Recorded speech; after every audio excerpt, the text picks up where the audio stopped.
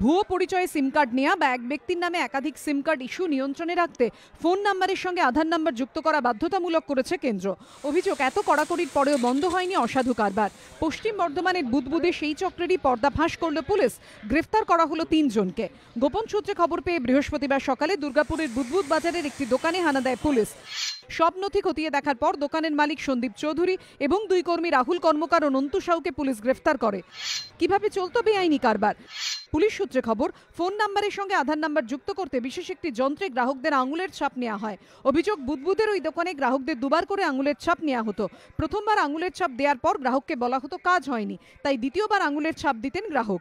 আঙুলের দ্বিতীয় ছাপ ও আধার কার্ডের নম্বর ব্যবহার করে ওই গ্রাহকের নামে অ্যাক্টিভ হয়ে যেত অন্য একটি সিম কার্ড। সেই সিম কার্ড বিক্রি করে দেওয়া হতো অন্য লোককে। এই ঘটনায় প্রতারণা সহ একাধিক ধারায় মামলা রুজু করা হয়েছে ধৃতদের বিরুদ্ধে।